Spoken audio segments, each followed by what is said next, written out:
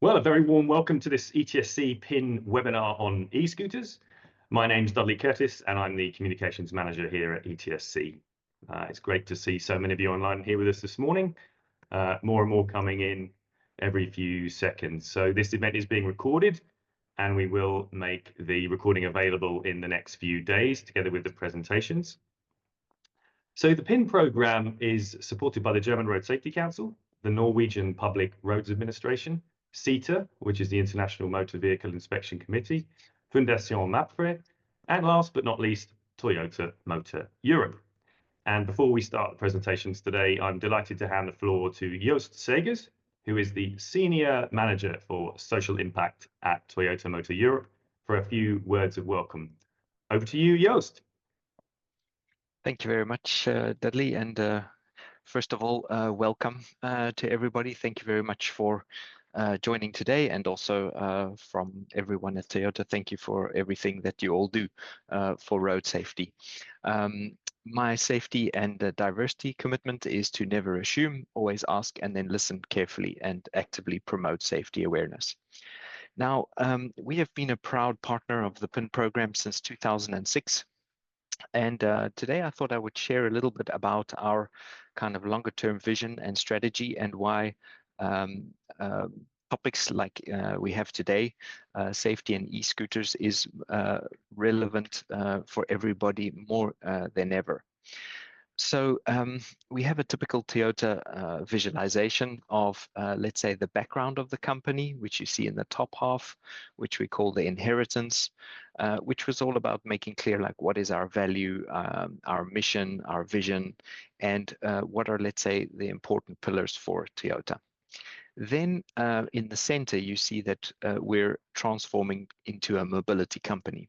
And in that evolution, what is important is that we expand the value of mobility, safety and reliability, coexistence of humanity and the earth, supporting the community and employment, active participation for all, and then a strong business operation. Today, I wanted to just stop on this transformation into a mobility company, because it's easy to say, but maybe not so easy to understand what do we really mean with that.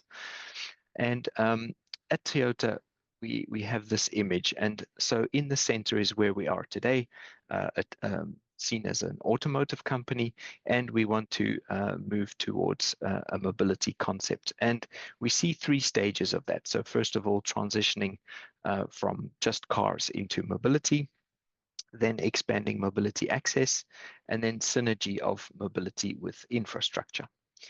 And then we have this wonderful picture, which takes a little bit of time to get used to and let it sink into your mind, but let me take you through it. So the y-axis is expanding the value of mobility, and the x-axis is carbon neutrality.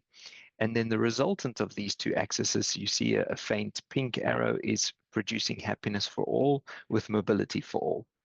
And so where we are now is in this bottom section here, 1.0, transitioning from cars to mobility. And that's a lot about, let's say, the energy sources, so transitioning to battery electric, hybrid electric, but also combinations, including e-fuels, biofuels, and so on. And then as we go up, I think this is the point I wanted to stress today, is we aim to offer diverse mobility, because without that, obviously, we can't have mobility for all and happiness for all. And this includes a lot of different modes, including, let's say, these kind of scooters, wheelchairs, wheelchair pullers, but also boats, planes, and even a lunar cruiser. And then on top of this, as we progress even more beyond expanding the mobility access, of course, we continuously endeavor to make sure that we can move towards zero traffic accidents, as we combine not just technology, but also the approach, which is very much in line with what we're doing today, is, road safety depends on the three-pronged approach of people and education and how they use mobility devices, of course, cars or the mobility device itself, and then infrastructure. yeah, once again, I hope that busy picture doesn't confuse too much, but I just wanted to share today a little bit why the topic is more than ever relevant. And so thank you very much, everybody. Okay, so I will stop sharing and hand it back to you, Dudley. Thank you. Well, thank you so much, Joost. And thank you, of course, to Toyota for your support for our PIN program over many years. I'm looking forward to test drive the Toyota Luna Cruiser sometime, Joost. I hope you can arrange that for us. Sure. So we've got an exciting lineup of speakers for you today, and I thought it would be nice just to introduce them to you before we get started. So I'm hoping that my colleague Maria, who is sitting in the director's chair today, is going to bring everybody on the screen for you. We'll be starting with my colleague Jenny Carson, who's going to give an overview of ETSC's latest report on e-scooters, and she'll be covering what the latest data show, as well as our recommendations for technical standards and rules for e-scooter users. Next up, Professor George Yanis from the National Technical University in Athens is going to share with us the findings of some recent work he led on e-scooters for the International Transport Forum. Then we're going to take a look at some technical and regulatory issues. Giuseppe Marotta is here from the European Commission to give us an update on the work they're doing on technical regulations for not just e-scooters, but also the whole range of micromobility vehicles. After Giuseppe, we'll hear from Maxim Bierbach from BASt, that's the German Federal Highway Research Institute, and Maxim is going to explain the German technical requirements for e-scooters, which cover aspects such as stability, acceleration and braking, which are very important for improving the safety of this category. Then we'll take a short break and we'll come back for a presentation from Margaret Winchcombe from ETSC's UK member PAX. Hi, Margaret. PAX has been looking at a really critical issue, which is the underreporting of e-scooter injuries and what to do about it. Then we'll move to Copenhagen, where Bjorn Olsen from another ETSC member, the Danish Road Safety Council, is going to tell us about big change in Denmark, which is the requirement to wear a helmet on an e-scooter. He'll be telling us about what the impact has been. And finally, we know that most e-scooter injuries are happening in urban areas.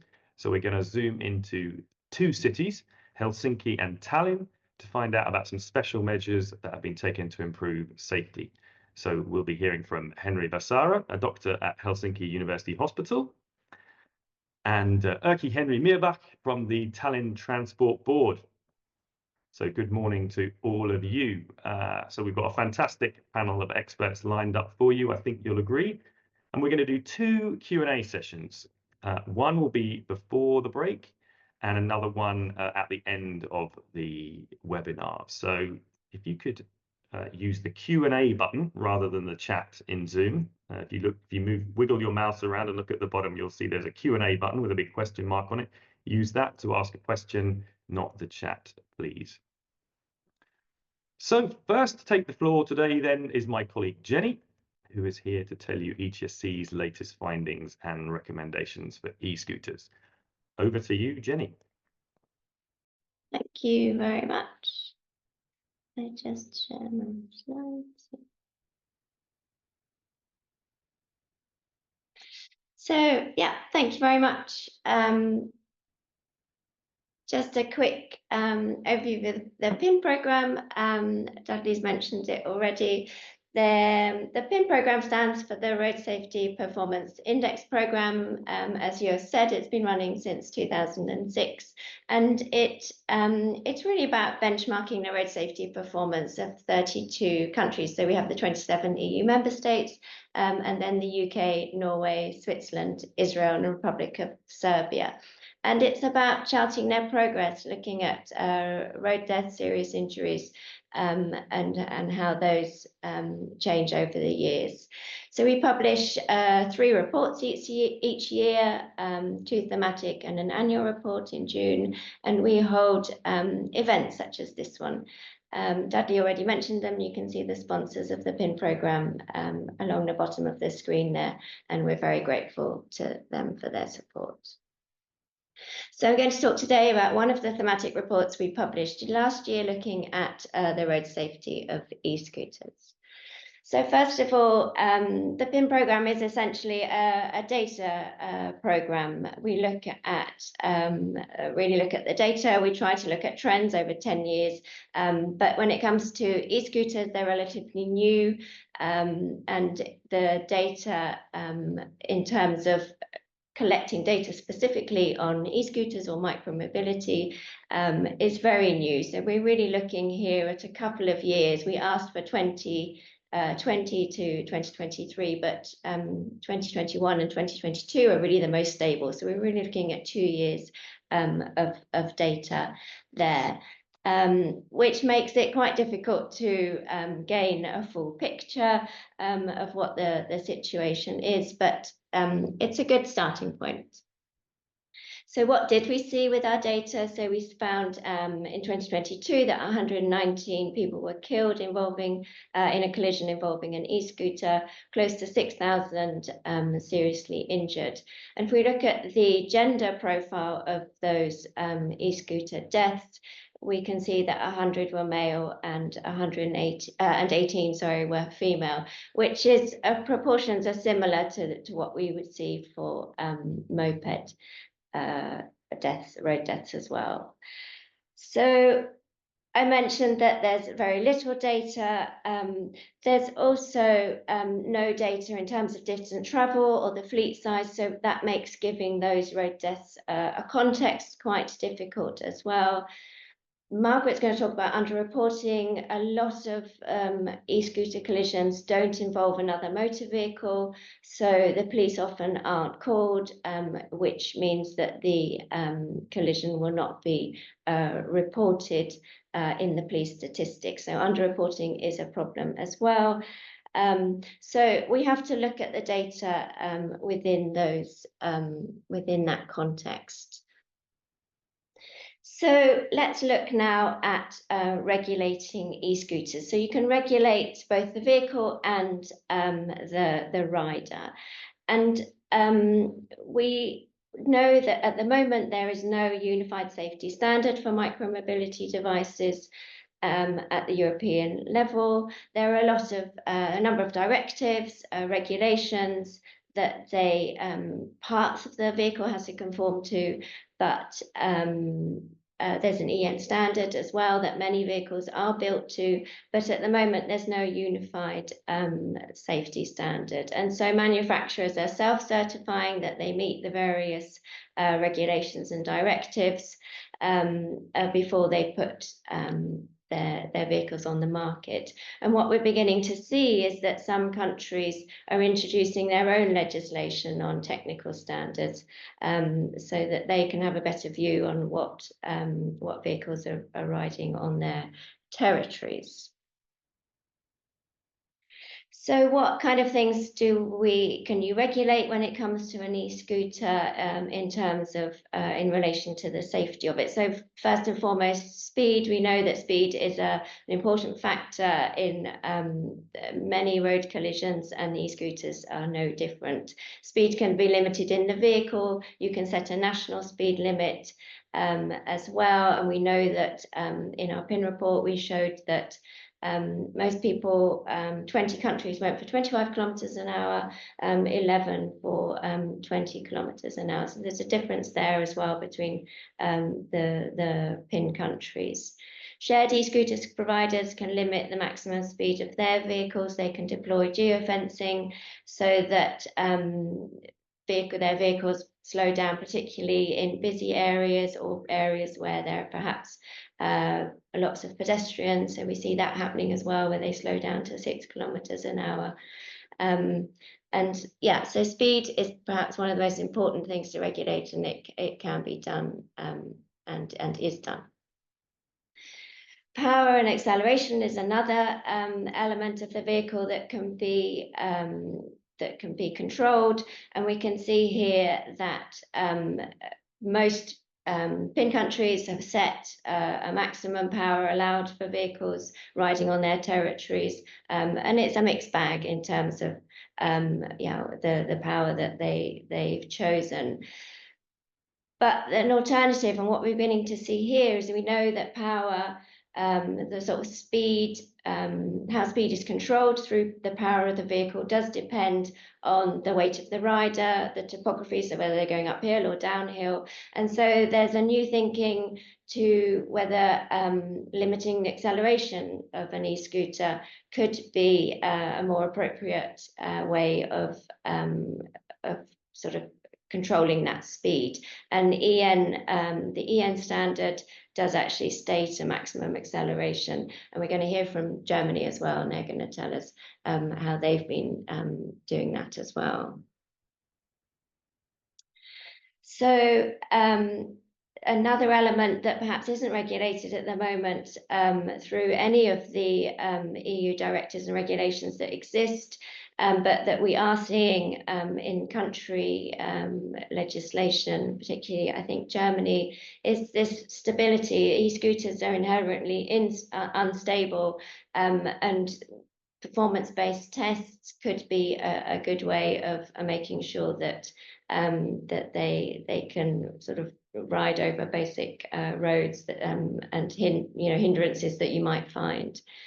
Braking and deceleration as well is something that could be regulated. Germany, again, they're going to say how they have come up with a minimum deceleration capacity, and also testing the brakes of scooters as well is obviously a good idea through performance-based testing. So that's the vehicle side that can be regulated, but obviously there is also an element of making rules of the road for e-scooter riders.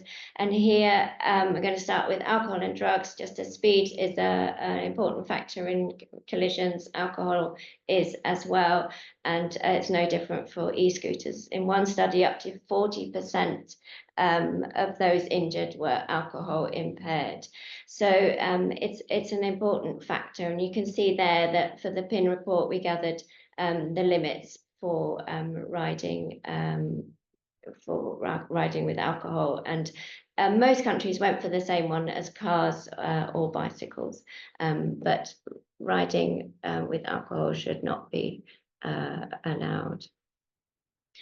Then we're going to talk about helmets from Denmark later. Up to a third of the injuries sustained by e-scooter riders are head injuries. Wearing a helmet can reduce your risk of a head injury by up to 40%.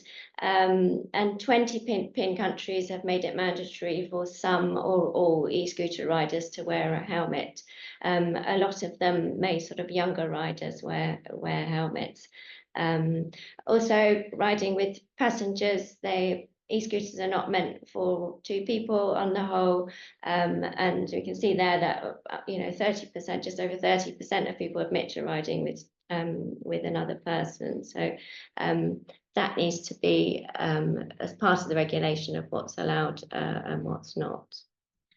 The minimum age, again, we know that young people display risky behaviours. They have an inflated sort of appreciation of their own ability. They don't know the hazards that they face. And so 26 PIN countries have set a minimum age for riding an e-scooter. Many of them went for the same limit that they have for riding a moped, so an AM licence. And you can see the range there from a lot of countries went for 14. Lighting, tampering, video, audible warnings. These are all things that we can also require on e-scooters to improve their safety. And then quite importantly, EU vehicle legislation. There's a lot of new technology on cars and vehicles in the EU. A lot of, some of them protecting pedestrians, but can they detect e-scooter riders correctly? And that's something that we think is important to address. Infrastructure, the roads, the infrastructure that e-scooters ride on is also really important. There's a lot of information in our PIN report about how many collisions are due to people going over potholes or trying to go up curbs. Safe infrastructure is really important, and safe speeds, that those just as with all vulnerable road users, e-scooter riders should not be mixing with traffic when those vehicle speeds are over 30 kilometers an hour. Riding on pavements is also generally not a good idea. So here are some of our recommendations. We make many recommendations in our PIN report, but here's a small selection of them here, and you can find the PIN report at the link there. Thank you very much. Well, thank you very much, Jenny, for that great introduction. Bang on 10:20, so 5 stars for timing on that one. Now I would like to introduce a great friend of ETSC, George Yanis, who's professor at the National Technical University of Athens. And George, where are you, George? Are you coming on screen? Yes, there you are. Now, George, I think you rather prefer 2 feet to 2 wheels because you recently ran 30 marathons in 30 months to promote the safety benefits of 30-kilometer-an-hour speed limits in cities. But somehow you managed to find the time to lead a report on micromobility for the International Transport Forum. So we're very much looking forward to hearing about the work you've been doing. Over to you, George. Thank you very much, Deadly. Hello, everybody. We're going to present today the Safer Micromobility report of the International Transport Forum, which we work together with research and associate of NTUA Virginia Petraki and ITF scientific officer Philippe Christ, where we have worked on micromobility both in terms of safety and health and environmental effects. And we are going to focus today on the safer part of this work of ITF. We're going to see the key messages, what is micromobility safety, safety and health, and then going to the risk factors, infrastructure, vehicle, and riders with the final recommendations. To start with, there are 3 clear messages. Micromobility is becoming safer. However, injuries from e-scooter crashes, which is a concern. However, shared scooter George, sorry to interrupt. We don't Yeah. see your slides going through. We can just see the PowerPoint window. If you could just run the presentation. Thank you. Now you see the next slide. No. Okay. I'm going to stop sharing. Okay. And do it again.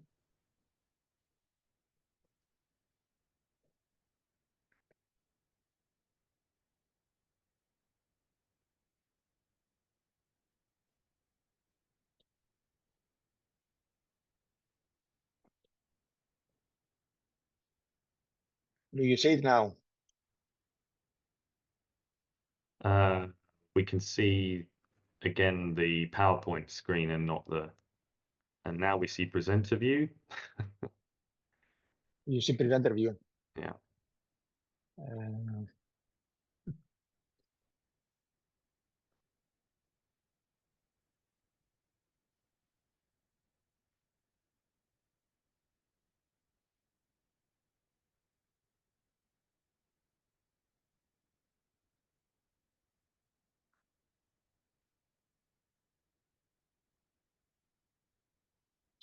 So now you see the full screen.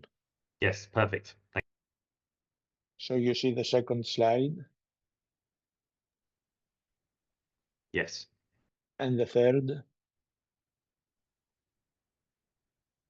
So I was saying that there's a clear message that micromobility is becoming safer.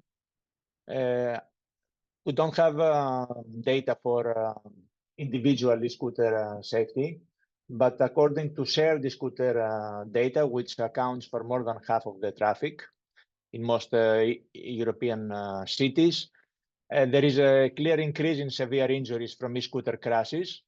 However, the shared e-scooter crash risk is decreasing as their usage is increasing faster than injuries.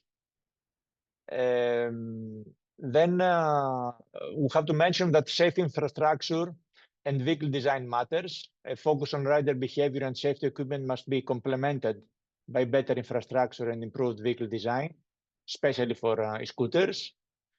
And finally, the third key message is that reinforcing existing policies overall for safety improves also safety of scooters, like speed limits of 30 kilometers in the cities is an horizontal measure that affects also micromobility riders. So we're going to discuss mainly about e-scooters and e-bikes weighing less than 30 kilos. And our approach was that we see micromobility in the overall framework of health. And then we go to the safety and risk, the crashes, and the three factors: infrastructures, riders, and vehicles. Of course, there is a clear difference between bikes and e-bikes. We have worked a lot on analysis of injury data and exposure on international literature and interviews, identifying risk factors and then leading to key recommendations. What is fundamental is that we have to balance safety and health. So there is certainly positive health contributions overall of the active modes versus the adverse health outcomes of all micromobility when assessing safety, physical accessibility, and other policies. Of course, active travel's positive contribution to good health is far greater than the negative health impacts of crashes and rider exposure to air pollution. However, from a health perspective, active and passive forms of micromobility are not on the same footing. E-scooters requires less effort than cycling. However, they are both linked to more active than sedentary car travel. So there is a balance to make there. According to figures and to most recent figures, there is a clear decrease in micromobility casualty risk with minus 30% risk in 2024 in comparison to 2021, highlighting though that this risk is decreasing as there is a higher increase in vehicle kilometers. And there is a lack of data for individual scooters. And there is a lot of underreporting that we're going to discuss later on at this webinar. Something which is worth to highlight that there is a lot of minor injuries, accounting for most of something like 90%, and the fatality rates are around 1% of over all crashes of micromobility. And we see that the difference between e-scooter and bike specific injuries are the different parts of the body. Something that we have to highlight is that we see that 93% of all crashes involve only one rider and no other road user, and only 8 to 19% involve a scooter with a motor vehicle. And coexistence with pedestrians leads to 1 to 10% of e-scooter related casualties. Getting into the risk factors, we have highlighted that infrastructure is critical, poorly maintained surfaces, physically separated and continuous micromobility infrastructure, narrow lane widths, pedestrian safety and comfort, speed management, especially of cars, are the risk factors and the concerns about micromobility. And the recommendations refer for authorities for proactively maintain micromobility infrastructure, establish a dedicated and well-connected micromobility network, and establish micromobility parking policy and designate parking areas where needed.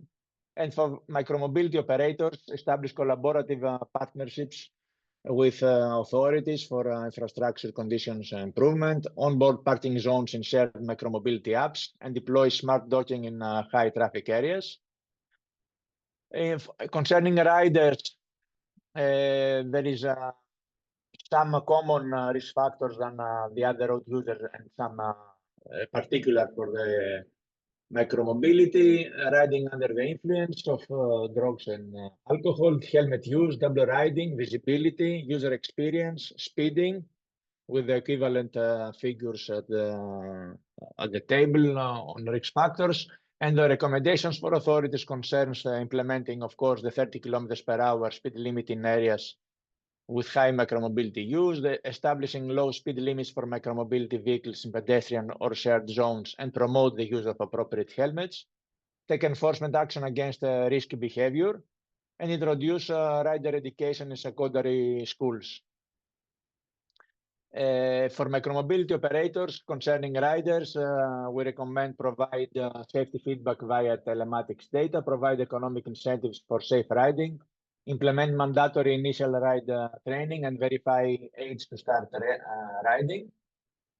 And finally, when we go to vehicles, there is a technology evolving, and the design features of micromobility modes which have been found to positively affect micromobility safety, concern maximum design speed limit of power micromobility vehicles, larger wheels and tires, and foot platform area for e-scooter brakes, back and front lights, and bells. We see the difference between the critical parts of e-scooter riding and bicycle riding. With a higher center of gravity, with higher acceleration, and smaller wheels, which are risky factors in comparison to cycle riding. So the recommendations for vehicles and the management concerning authorities, we need to set universal technical requirements for e-scooter design, adopt riding support systems in micromobility vehicles, and establish and collect appropriate data. And for micromobility operators, ensure systematic maintenance of micromobility fleets, enable context-dependent maximum speed control using geofencing, restrict the scooter access if tandem riding and/or alcohol use is detected, implement riding support systems, and enable in-vehicle or in-app crash detection technology. And with this, we conclude with the risk factors and the related measures with a summary that we have to work combinedly for safe infrastructure, safe riders, and safe vehicles, both for the authorities and the operators, in order to develop the infrastructure and the overall environment for safer riding, taking into account that the overall safety policy, especially for the cities and the downtown where most micromobility users are riding, plays a critical role. So we have to see the overall safety improvement of traffic in the cities. And with this, we concluded almost on time. Thank you very much. Ready for further discussion. Thank you very much, George, for that very interesting presentation. Extremely comprehensive, and I'm sure it's going to provoke lots of questions. Just a reminder, you can put your questions into the Q&A box, and we will answer as many of those as we can just before the first break. And then there'll be a second round of Q&A for part 2 just before the end of the event. So thank you again, George, for that. Now, I'm very pleased to welcome Giuseppe Marotta from the European Commission, DG GROW. And Giuseppe is going to tell us about the European Commission's progress on looking at regulatory options for technical standards for micromobility vehicles. Good morning, Giuseppe. You're very welcome. The floor is yours. Good morning, Dudley, and good morning all. I'm going to share my short presentation.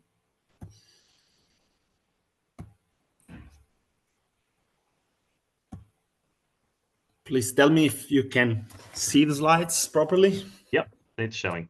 Thank you. Great, great. So first of all, thank you very much for this invitation. I see this is a very relevant audience because I mean, I've been following the previous speakers, there seems to be a very good level of awareness of where the main criticalities lie when it comes to road safety of personal mobility devices, e-scooters in particular. We have recently published a study that was commissioned and that was carried out by an external contractor, TRL, with Jan Togi leading his research team. Some of you may know them, and the conclusions, the findings of this study are summarized into this presentation. But the full report, the full study, is of course available online. Some of you may already have seen it. If not, you are really invited to go and check the content of the full content of the study. But let's go and try to use this time to summarize, let's say, the most significant elements in the study itself. So these were the premises, let's say, the objectives that we tried to achieve with this investigation. And first point we wanted to achieve was to come up with try to come up with meaningful classification of the existing PMDs. With a view to determining groups of devices and common criteria based on design elements. We've just heard from George's presentation that vehicle design is one of the dimensions where it's worth working. And this is at the core of the study that was published by us. And the first point is trying to make a little bit of order in the broad variety of vehicle types that exist on the market. So this is still a relatively young market, as Jenny said in her presentation. Therefore, there is still a lot happening in terms of product launches. And with this study, we tried to come up with an as comprehensive as possible vehicle classification. Then the second objective was about trying to define as precisely as possible the market share of different personal mobility devices. Maybe it's worth clarifying a bit what this PMD, this personal mobility devices label, let's say, stands for. It's our attempt to encompass as many vehicle types as possible beyond the e-scooters. And I will come back to this point with a slide that is precisely dedicated to that. So then the other point was, the other objective that we tried to achieve with this study was to have an analysis of information about crashes involving personal mobility devices, assess. Then we tried to assess the impact on market development of the fragmented pieces of legislation in terms of both technical and road traffic rules across the EU. As Jenny said in her presentation, the regulatory framework at the EU single market level is quite it's quite fragmented at this stage. We have a machinery directive which formally recognizes certain standards when it comes to vehicle design, but this does not prevent individual member states to step in with their own additional technical requirements. And this is creating, let's say, quite a fragmented picture. If you consider that on top of that also there are road traffic rules which belong to the exclusive competence of member states, and that also contribute to the fragmented picture we mentioned just a few seconds ago. Last but not least, I mean, this was one of the most important objectives of this study. Was we asked the contractor to try to come up with some regulatory options for common technical safety design requirements on the basis of the obtained classification and interlinks with existing pieces of EU legislation. With this slide, we try to explain the complexity of the topic we tried to tackle with our study, with the TRL investigation.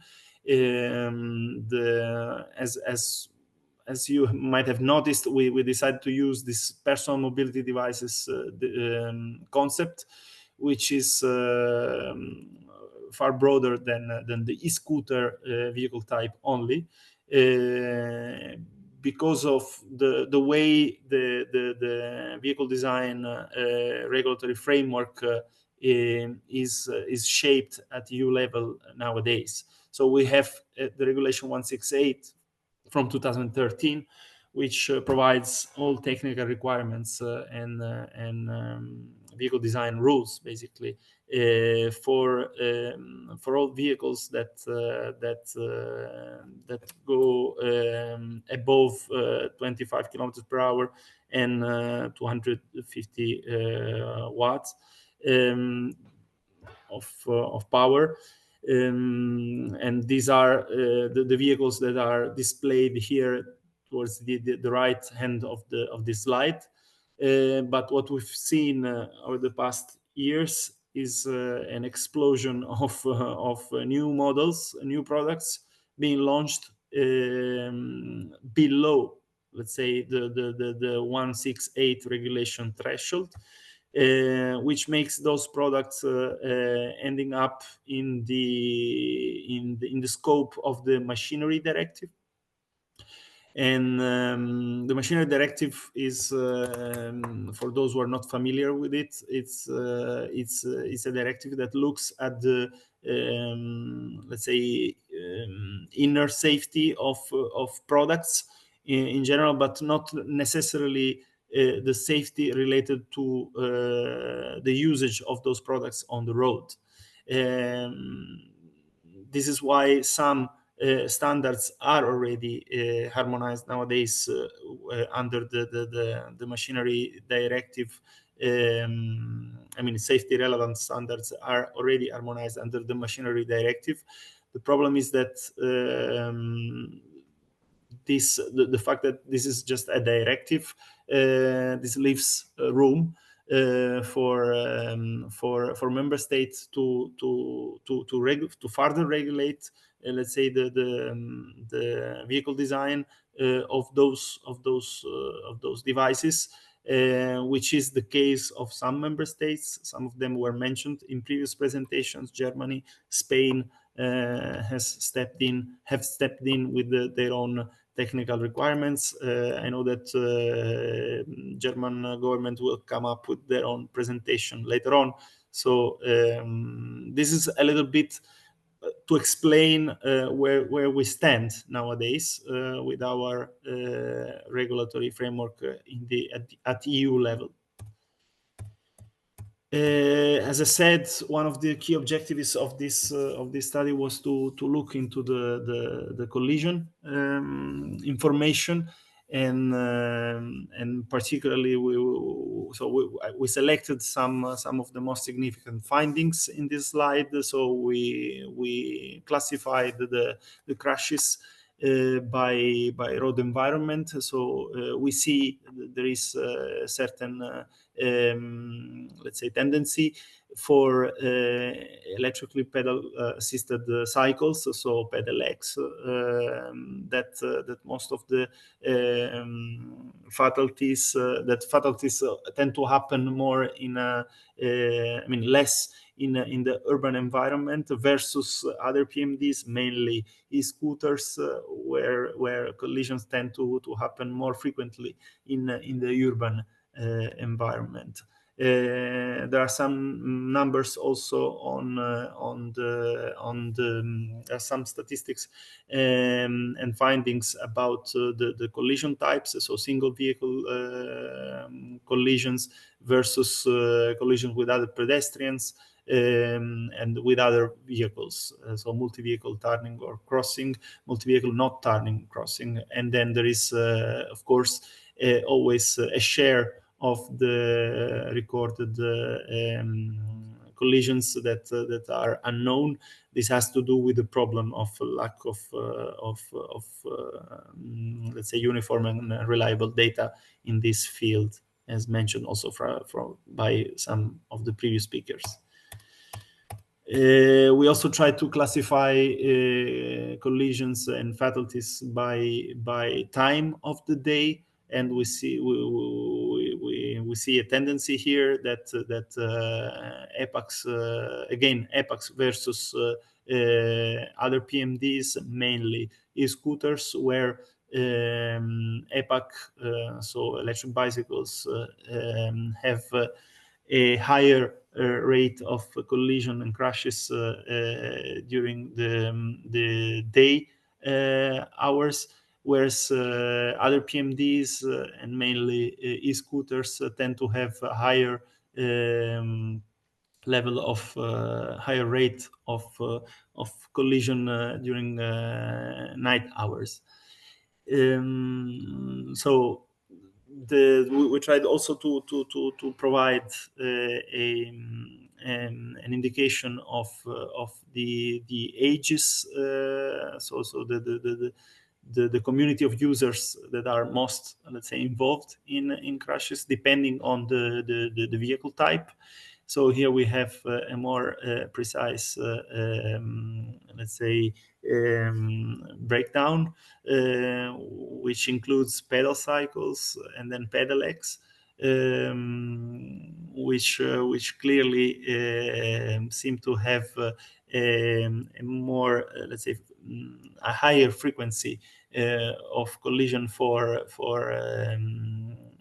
people, older people, basically, whereas PMDs, other PMDs, and mainly e-scooters seem to involve more frequently younger people, as you can see from this graph. This is the market survey. This is for the first objective, which was the one about providing a meaningful classification of all vehicle types available on the market right now. We came up with the 433 vehicle list, with standing e-scooter accounting for 141 out of the total vehicles analyzed. We looked at some specific vehicle dimensions. So maximum speed is described here and summarized in this table. We can see that the median is more or less in line with the maximum speed that is currently with the threshold, I would say, that separates the machinery directive from the 168 regulation, which is 25 kilometers per hour. So most of the e-scooters available on the market stop, at 25 kilometers per hour and are limited to 25 kilometers per hour. But we also spotted some outliers with some really scary, I would say, products available on the market that can go up until 170 kilometers per hour, as you can see. Then the PMD maximum Giuseppe, land mass. Sorry to Yes. interrupt. We are running Yes. out of time, so if you could give us a couple more minutes. Yes. Okay. I go towards the end. Thank you. Thank you so much. So this is about what can we do, and I go straight to the let's say the recommendation and the policy options that were identified by the contractor. So we have option 1 is the do nothing option. The option 2 is the increase the scope of regulation 168 2013 to include as many PMDs as possible into the existing regulation. Option 3 was to develop bespoke approval schemes for different types of PMDs. And option 4, which is the preferred option by the contractor, is to develop a universal approval scheme for all PMDs that are out of 168 regulation. And when it comes to the conformity assessment, the contractors also tried to define what a conformity assessment system mechanism could look like. So ideally here we would have certain requirements that are described in column 1 and 2 of this table, and then the conformity procedure will be most of the time a self-declaration by the manufacturer with certain specific requirements being let's say tested by third party. Yeah, I mean that's a little bit the description. I mean, when it comes to the content of this option 4, and as you can see, also the acceleration is that was mentioned by Jenny is taken care of in this table. So there is a maximum acceleration that is recommended. And that's it for the time being. Being cautious of the time, and I'm sorry if I was too long. It is a comprehensive study, so it's hard to squeeze it into a few slides. But I really look forward to questions from the audience, and I know that the event is being recorded, so I will unfortunately not be able to follow the full session today, but I will go back to the recording and mainly look at the questions that we'll be receiving afterwards. Thank you very much, and sorry for being so long. Well, thanks so much, Giuseppe, for those insights. Yeah, no problem. There's a lot to cover in that regulation, and not just e-scooters, of course, but all micromobility vehicles. So as he mentioned, Giuseppe has to rush off to another meeting now. If you have questions for him, please don't hesitate to email them to ETSC, to me, if you like, and we will pass them on to him. So thank you so much for joining us today, Giuseppe. Thank you very much. Now we're going to switch over to Germany, which set some of Europe's most comprehensive technical standards for e-scooters way back in 2019. And here to tell us about those standards and the work which is ongoing to update those standards is Maxim Bierbach, a research scientist and mechanical engineer at BASt. That's the German Federal Highways and Transport Research Institute. Maxim, thank you so much for joining us today. Over to you. Thank you very much for the introduction. I would like to give you an overview how Germany is dealing with these light electric vehicles. We have different names: personal light electric vehicles, PMD, personal mobility devices. In Germany, we call them Elektrokleinstfahrzeuge. That's why in my title is called, it's a Elektrokleinstfahrzeugeverordnung. Within my presentation, I will give you a short look back to the history, why we had to find a national regulation. I will give you a deep look into the regulation itself, and I will give you a short outlook about what will come maybe next time about new regulations in terms of personal light electric vehicles in Germany.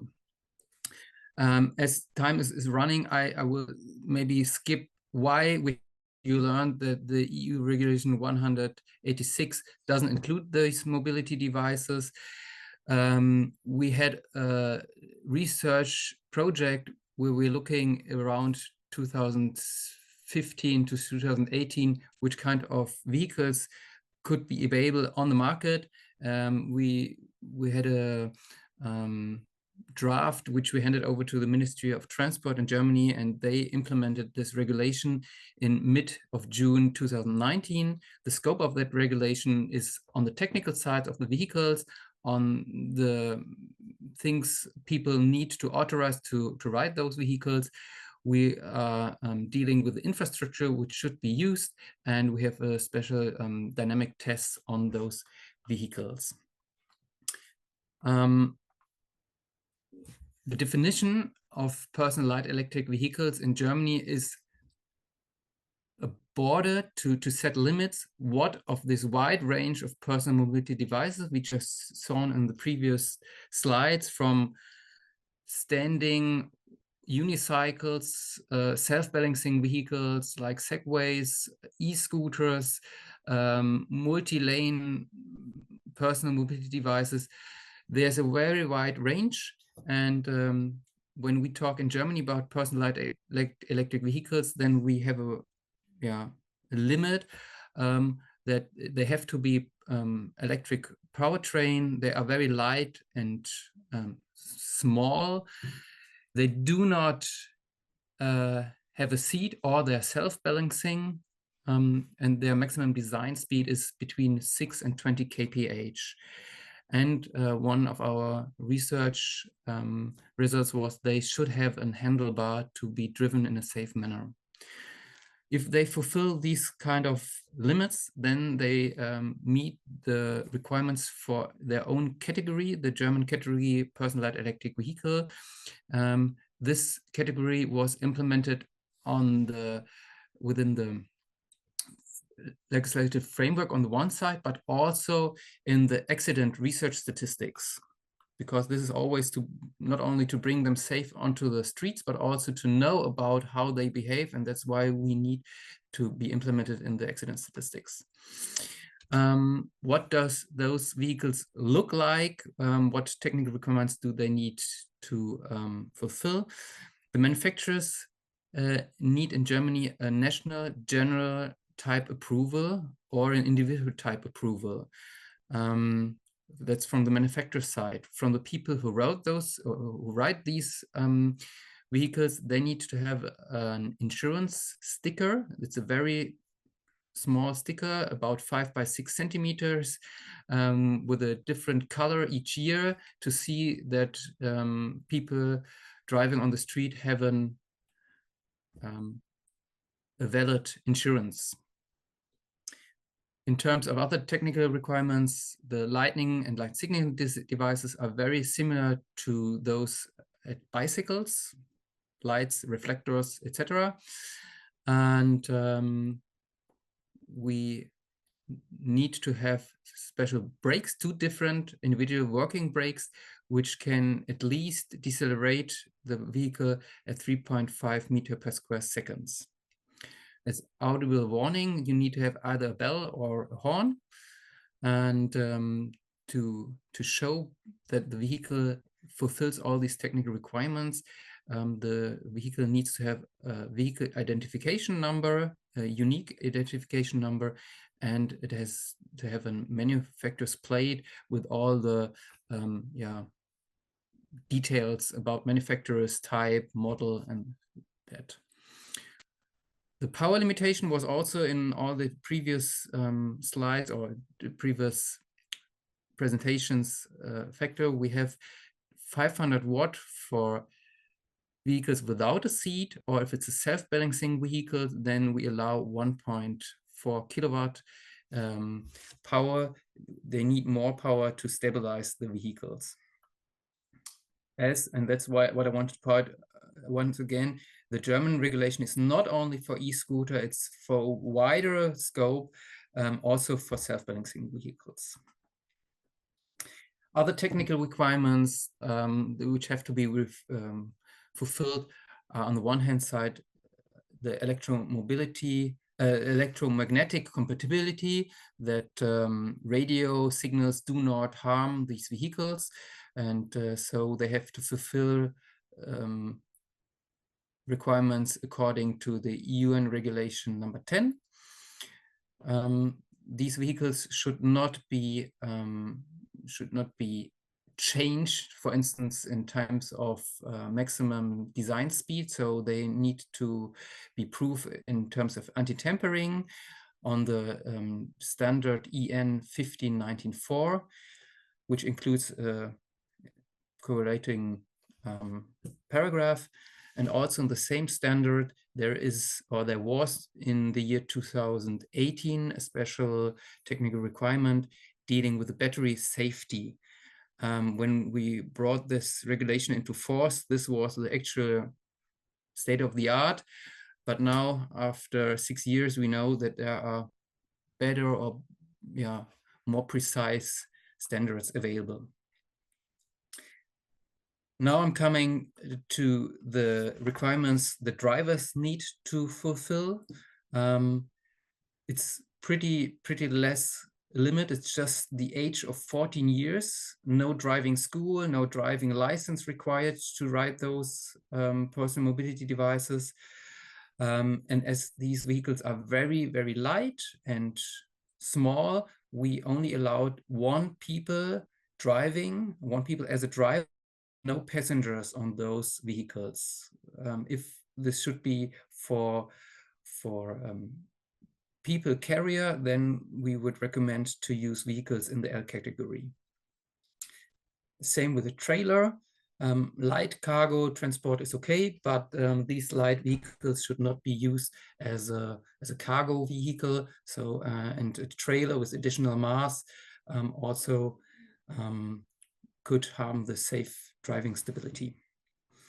Alcohol limit was also mentioned in previous presentation. Here in Germany, the driver only allowed the same alcohol limit as other motorized vehicles. And last but not least on that slide, helmet is a very, very serious topic. We strongly recommend to wear a helmet, but in Germany it's not mandatory to wear a helmet during driving personal light electric vehicles. Coming to the infrastructure, where should personal light electric vehicles be driven? In general, you could say in cities and outside cities, it's always the place where you should ride your bicycle. So if there is a bicycle lane, a cycle path available, you have to drive there with a personal light electric vehicle. If such a cycle lane is not available, you are allowed to ride on the road or other traffic calmed areas.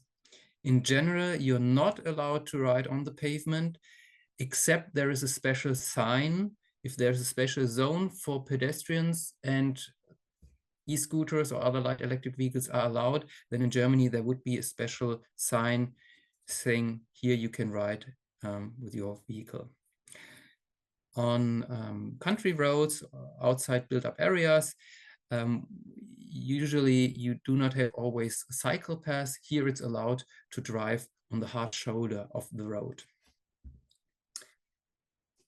Infrastructure, this was the area where you should drive. Another topic of infrastructure is dealing with our dynamic stability test. We found out that in infrastructure, you sometimes don't have optimum surfaces. Sometimes you have potholes, sometimes there are cobblestones, sometimes you have a curb. And these micromobility devices often have very small tires, or the self-balancing vehicles have a very sensitive driving behavior. So we figured out in our research that those vehicles should be driven in a safe manner, and they should be compatible with like small potholes or cobblestones or curbs. And that's why we introduced some tests where you should drive with different speeds up to the maximum design speed and in different angles, either perpendicular 90 degrees to the curbs, for example, or 45 degrees over these obstacles. I would say obstacle, but they are part of the infrastructure. And these obstacles should be overridden in a safe manner. The maximum deviation from your desired path should be 20 degrees, and they should be ridden always in a safe behavior. This is especially for the self-balancing vehicles topic. And that's why we introduced 4 different dynamic test benches, how we call them. They are kind of standardized potholes or standardized infrastructure elements. Test number 1 is a step of 5 millimeters deep and ramp up 45 degrees, where you should drive with, as I said, different speeds in a stable manner. Test number 2 is a small pothole, just 2 centimeters in depth, but with a sharp edge. Test number 3 is especially for multi-lane vehicles, a stabilization test, for instance, like a Segway or other self-balancing vehicles, when you are riding over a cycle path and that has a lowered curb for cars to enter into the pathway. Then we figured out some self-balancing vehicles have really, or other multi-lane vehicles have really problem when one side of the vehicle rolls to the side, and that's why we implemented this test number 3 with a height of 10 centimeters. And test number 4 is a very usual curb profile of 3 centimeters, where you have to drive over it on the one side, and the other side, the other test is you have to stop before and then start moving again to get over this curb. All these things I just showed you, it was just in a nutshell, a very rough rush through the regulation. You can find all the details with the QR codes I showed here in this slide. You find the light electric vehicle regulation in German with the first QR code, and you find an English page with interesting question and answers with the second QR code. This was now the look to the current state. Give me 1 more minute to give you some information about monitoring. We did some evaluation studies. We wanted to know about the crash accident analysis. We wanted to see if there are conflict with other road users. We wanted to see how the traffic flows. We wanted to see how do the user behave, how do they use these vehicles, why do they use it, or why don't they use their vehicle, do they wear protective equipments. We will have a huge report on that in German, unfortunately only. You can find this on the responding QR code here on that side, but I won't give you just 3 major results. We figured out that most time there's a single accident. Most of the accidents are with just the driver itself slipped away or had problems with braking or wet surfaces.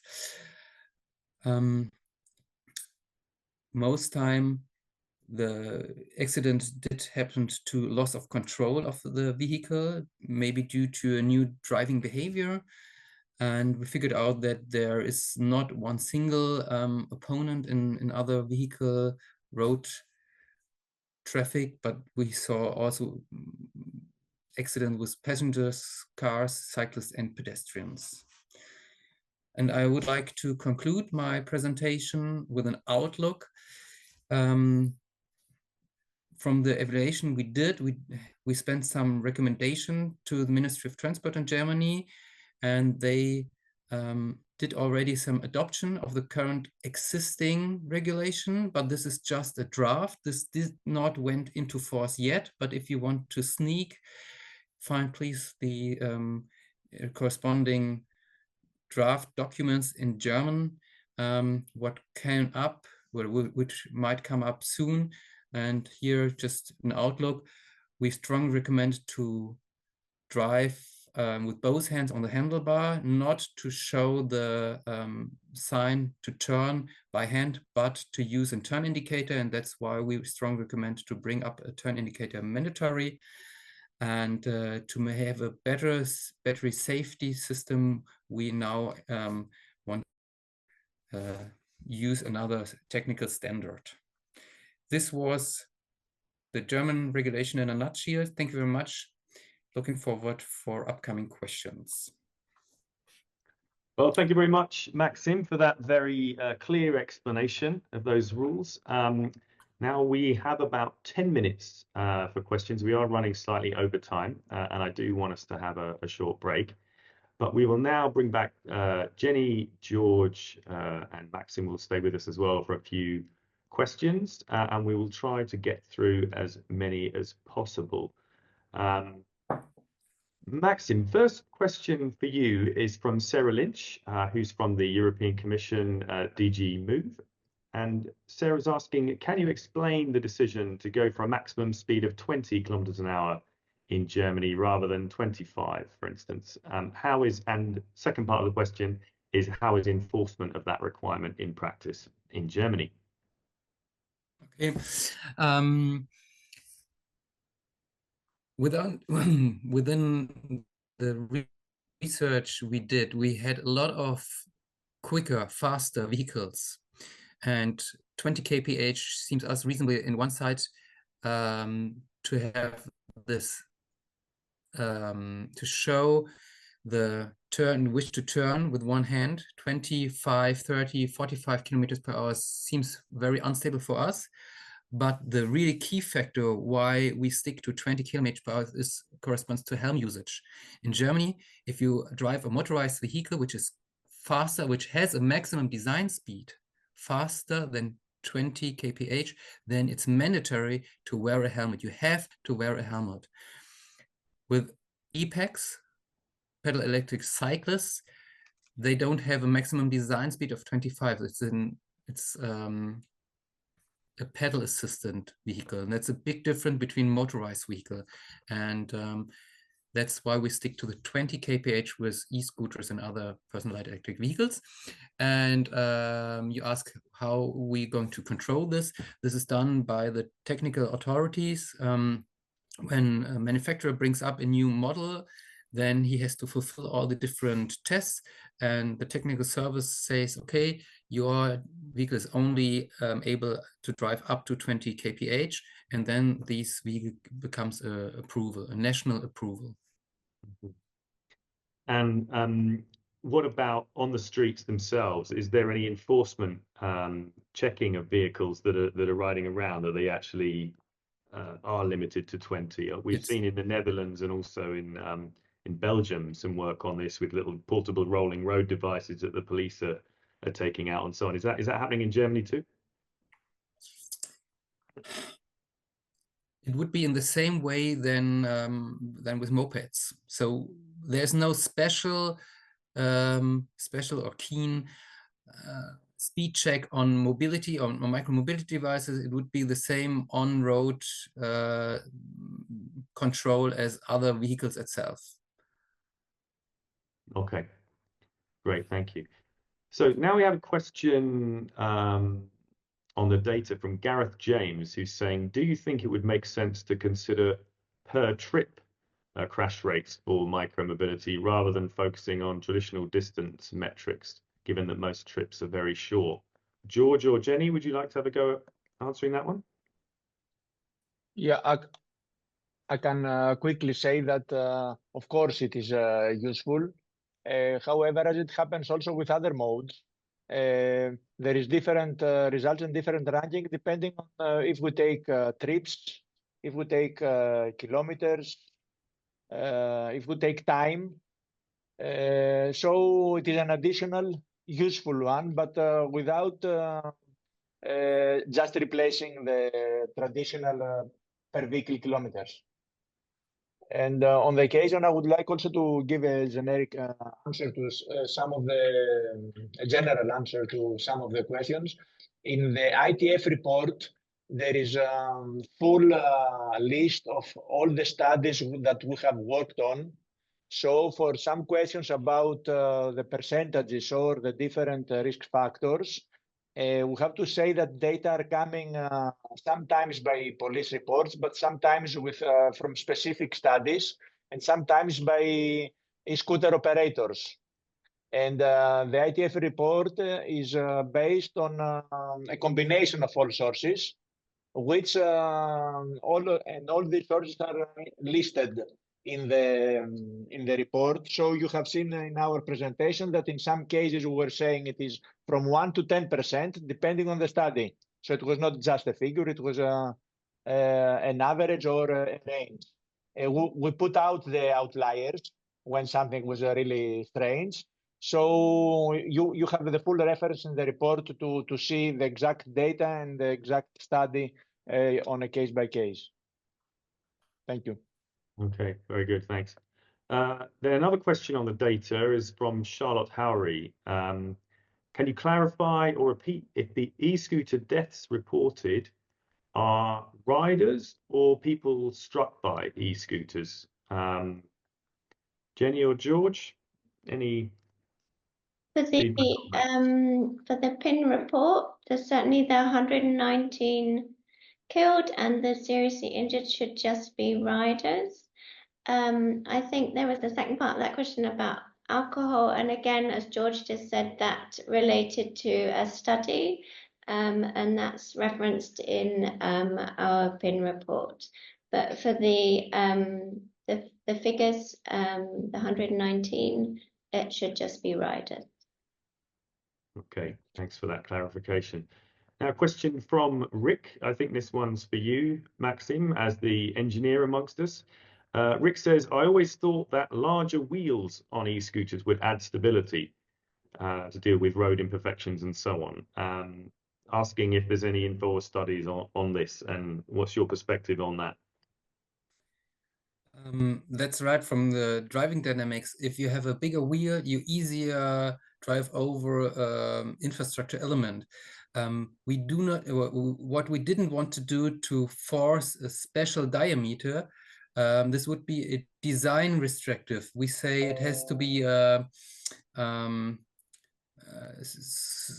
solution restricted. That's where we have this tests. If you are safe with your very small tires to go over our standardized tests, it's fine. But if you maybe because you have a very high center of gravity, you even can fall with a big wheel. So this is, we do not make design rules. We make what's the other word? I will come up with a special name. We do not want to be too precise in design, but for safety, we make safe related rules, not design rules. That's why we didn't come up with a strict reinforcement of diameter. Okay, that's very useful background, thanks. Then Jenny, another question from you, from Slovenia this time. Now, asking about data in Slovenia, not differentiating between foot scooters and e-scooters. So I presume that means the scooters that, sort of kids push along. The person is asking, is this also the case in other countries, or are e-scooters much more clearly defined in the data in other countries? Can you answer that one? Yeah, the data that we gathered is for an electric, a motorized micromobility device. So the motor element is crucial there, and is what is being collected in the data. So we don't assume, we assume that ones without a motor are not included in that data. Okay, thanks. Then very specific question for you again, Maxim, this time from Kerry Woolsgrove, who's at the European Cyclist Federation. Do the e-scooters in Germany also have to conform to the EU machinery directive or an equivalent to that? He's asking. I guess so. It's not implemented in the German requirements, but as they are a vehicle, I would strongly think that they have to fulfill this EU machinery directive in other countries as well. So as we don't know, just because we didn't force it mandatory in the regulation, the EU machinery directive has to be also fulfilled in Germany. Okay, thanks for that. Well, we've been together for about an hour and 15 minutes, and I think it's time for a short break. So grab a coffee, stick your head out of the window for some fresh air, and we'll be back online at 11:30 in about 10 minutes. I'll just give you a little preview of what's coming up in part 2. We're going to have some insights from the UK on how to solve underreporting of e-scooter casualty data, presentation from Denmark on the e-scooter helmet regulations there, as well as presentations from Helsinki and Tallinn on how those cities have been tackling e-scooter safety. So some really interesting insights coming up in part 2. See you back here in about 10 minutes. So welcome back, everyone. Just a reminder to put your questions for our next group of speakers into the Q&A box, and we will try to ask as many as we can again in the last part of the session. So now we're going to hear from Margaret Winchcombe, who's Deputy Executive Director of PACTS in the UK. That's the Parliamentary Advisory Council on Transport Safety. PACTS is one of our founder members, and we're very grateful for all the work you've been doing, Margaret, and your colleagues on e-scooters. And that work's been really instrumental to getting ETSC's work on this topic off the ground. Margaret's here to talk about some new research PACTS has been doing on addressing underreporting of injuries. So, Margaret, it's great to have you here with us. Over to you. Thank you, Dudley. Hopefully that is working. Can you see the screen, Dudley? Yes, we can. Perfect, great. Yes, thank you indeed for the invitation. It's always a pleasure to come and speak at an ETSC event and learn so much about what's going on in the continent, as well as share our knowledge from the UK. In this instance, as explained, I'm talking about a project where we compared hospital and police records, trying to understand the level of underreporting for injuries to people involved in collisions with an e-scooter. And it feels particularly apt because it's linking together 2 of the ETSC's most recent PIN reports, both e-scooters and the recording of casualties. Over the next few minutes, I'm going to present on 3 things. Firstly, setting the scene, putting e-scooter casualties into the context of road safety in the UK, recognising that underreporting does happen, and then present ways in which we carried out this research, and conclude with ways in which the issue of underreporting, particularly for e-scooters, could be addressed. So firstly, the context of road traffic collisions in the UK. Over the last decade, we have on average every year 30,000 people who are killed or seriously injured in road traffic collisions. And most of those people are have died were driving a vehicle or killed by someone who was driving a vehicle. By vehicle, I mean in most cases a car. Conversely, e-scooters have only made an appearance in the UK over the last 6 years, and so the number of casualties are still relatively low. We now have a record of 49 people who've died in incidents involving an e-scooter in that time. So thinking of those relative sizes, why are we interested at all in the impact of e-scooters on transport safety? Well, as other speakers have explained, micromobility use is increasing, and it's really important for us to understand the harm. Is it more likely to be harm to the rider of an e-scooter, or is it a danger that those people riding an e-scooter pose to other people using our roads? And of course, every single person who is hurt on our roads, killed or injured, matters, because that injury has an impact on our wider society. Yet interestingly, the data that we collect on casualties isn't generally based on that collected in hospitals by police, but instead by police. So we wanted to understand more about what the hospital data shows. The DFT published a report a few years ago where they had analysed data over a 10-year period, looking at both hospital and police data, and found that only around 40% of all those what we call hospital episode statistics were linked to police data of road traffic casualties. So we know there is underreporting that happens. we wanted to understand in this project just how much underreporting there might be for e-scooters, people who are using this relatively new form, but one which is increasingly popular, and one where, of course, the rider is more vulnerable to harm than someone who's riding inside a vehicle. And before going any further, it's worth reminding everyone of the status of e-scooters in the UK, which is still an outlier. We do have legal use of e-scooters if they're part of a rental trial, still used in about approximately 30 areas just in England. These vehicles are regulated for construction and also for use. So, for example, riders do have to have some type of driving licence and generally over the age of 16, sometimes up to 18. Simultaneously, we do have many private e-scooters in use. Later statistics from the DFT estimate there are now 1.2 in ownership, and inevitably we can expect them to be used illegally on our roads and in public places, not just in England, but across the UK. And those private e-scooters don't have to meet any requirements for use as a vehicle on the road. And of course, the riders don't have any specific training for using that vehicle on the roads or have to meet any age criteria. So coming back to collecting data of people who have been involved in collisions, we're fortunate that from the 2020, the police were collecting data, albeit in free text on their record forms. And so the excellent team of statisticians at the Department for Transport pulled together this data, and we can see an increase in casualties recorded over the period shown on the screen. Now, we know that the initial records from the year 2020 are an underreporting, one, because this is a new form of vehicle and new thing for the police to be recording, but also because in hospitals, we know there were many more casualties recorded. So in one hospital in central London for the year 2020, nearly 200 people presented at their emergency department. Conversely, across the whole country, only 500 people were recorded. So we know that there's been underreporting in the early years. We wanted to understand, thanks to funding from the Road Safety Trust, more about these people who were involved in collisions in e-scooters more broadly across the UK. So we used 3 different data sets. The first were the official records, which I've mentioned already, the police records.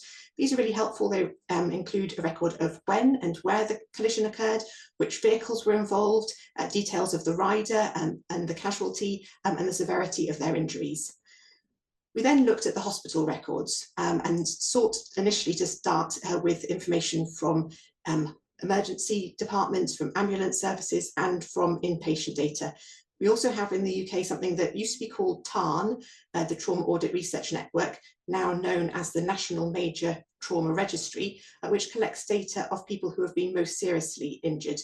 And then in addition, there are opportunities for learning from specific research studies.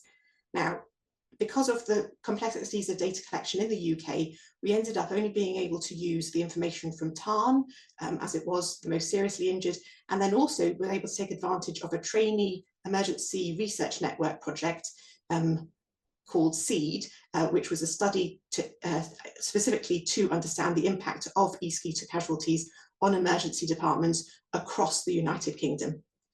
Our third point for reference was the operators' situation reports. These are the data which is collected from the e-scooter rental trials. The e-scooter rental trials started in July 2020 and were set about specifically by the DFT to collect data and understanding of the e-scooters. So quoting from that initial brief, the intention was to build a robust evidence base about the safety benefits, public perceptions and wider implications of e-scooters to inform legal changes that may be necessary after the rental trial period ends. Just to put that in context, the rental trial periods have extended 3 times and currently extended to the end of May 2026. With these 3 sets of data, we set about trying to match these together using, as I explained, the information from the police, date, location of collision, age of rider, severity of injury, trying to map out where there was connections between these 3 data sources. So what did we find? Well, maybe, disappointingly, but maybe not too unexpectedly, we found that only 9% of all the casualties who were presented at the emergency departments, noting these were 20 emergency departments that took part in the SEED project out of a potential 150 in England, Scotland and Wales, were actually recorded in the police records. If we looked at more serious injuries, then our records matched with a study that DFT happened to be running simultaneously, and found that a quarter of those most seriously injured were matched by police data. It was interesting that the police were more likely to record those with specific types of injuries, but most disappointing that the information from the rental trials, the specific project has been set out by the government in order to understand more about e-scooters, were the place where it was least possible to get information. In fact, we found that the layout of these situation reports were more open for a discursive explanation of the incident, and held very little data for us to be linking to specific location of collision, rider, etc. Something that the SEED project drew out concerningly was the disproportionate number of children involved in e-scooters. And it has been tragic that the 3 people who have been killed so far in the UK in collisions involving e-scooters were all children, the youngest just 9 years old. So is the outlook in the UK grim? Well, not completely. The PATS team have engaged with the DFT and government departments, firstly encouraging making the most of the rental trials.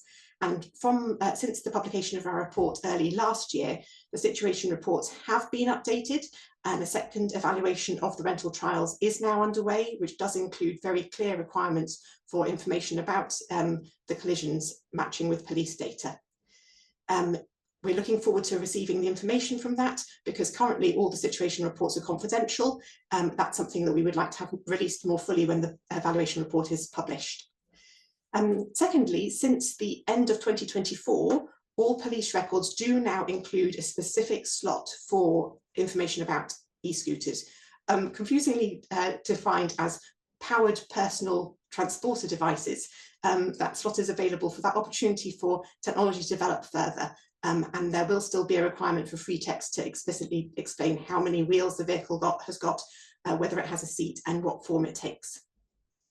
And finally, of course, e-scooters are just the start of this new evolving mode of transport, for all of which we're going to have to understand their hazard and their danger. Of course, people who are riding e-scooter modes are also more likely to be injured. And as we've heard from some of the early speakers, with lack of instability, single vehicle collisions can happen as well.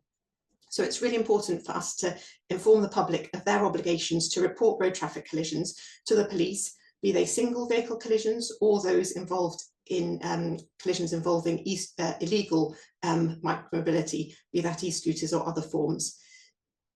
Roads policing needs to be prioritised more nationally, so that we're better able to collect data from the police, and there will be significant benefit if the departments for health and for transport can work together to extend their coding so that there is an interconnection between both data sets. And of course, in the whole context of all of this, it's only by really understanding what data we have about the collisions and casualties that we're going to be able to tackle these preventable harms. Thank you very much. Well, thank you very much, Margaret. It's really helpful work there that PACS has been doing. Very important contribution to the discussion on underreporting of injuries, which of course is not just an issue for e-scooters, but also for pedestrians and cyclists, as we've seen in a recent ETSC report on serious injuries. Now, don't forget, if you've got any questions for Margaret on that work, please put them in the Q&A box. Didn't see any come in while the presentation was going on, so now's the time, and we're going to have some time at the end of this part of the webinar to go through those. So now I would like to introduce from Copenhagen, Bjorn Olsen, Special Advisor at the Danish Road Safety Council. And Denmark made helmets mandatory for e-scooters in 2022. And Bjorn's going to take us through that legislation, how it came about, and the impact it's had. Very much looking forward to hearing all about that from you, Bjorn. So the floor is yours. Thank you very much, and thank you for giving me the opportunity to share the experience of Denmark's helmet law on e-scooters. So I'm from the Danish Road Safety Council. We are a private non-profit organization, and we mainly focus on campaigns and education. So I've just made a brief outline for my presentation. First, I'm going to give you some contextual background on e-scooters in Denmark before outlining the helmet law that was introduced on e-scooters. Then I will share some data with you on the helmet use before and after the legislation, and then finally some discussion points. And I should note that some of my slides do contain quite a lot of text, and I will not go into detail with all of it. But since you will have the slides afterwards, you can delve into it yourself afterwards. So with that said, just some brief contextual background on e-scooters in Denmark. So of course, a crucial question is how common are they actually? And the short answer is that they are no unicorns, meaning that it's not something that you never see. So they're not uncommon as such, but they are not common either. And they're far less used than bicycles in Denmark. And the most recent National Travel Survey, which is a quite comprehensive survey in Denmark, shows that e-scooters riders only constitute around 0.1% of all travel time, compared with almost 10% for bicycles. And the numbers for e-scooters have actually been quite constant over time. So next up, the legal framework for e-scooters. So e-scooters were the regulation around e-scooters in Denmark is a pilot scheme, meaning that the rules can be changed by the Minister of Transport. And they were legalized in 2019, but at that time, helmet use was not required. These are just the rules that was introduced and at that time, and they've stayed more or less constant, except that helmet use was introduced later on. So what happened after e-scooters were introduced in Denmark was that there was a public debate, a lot of media focus on all the injuries that people sustained on e-scooters, and there were also some studies conducted showing that the risk on e-scooters was far higher than on bicycles. Also studies coming from Norway showing the same. At the same time as other people have presented here, that the proportion of head injuries on e-scooters is higher. So in light of that, there was a debate on whether helmet should be mandatory when riding an e-scooter. And at the same time, there was not a debate on having a helmet requirement for cyclists. And I think that there was a crucial distinction between those two types of vehicles, because for cyclists, there is a concern that mandating helmet use could lead some people could deter some people from cycling. And that would be a negative public health impact.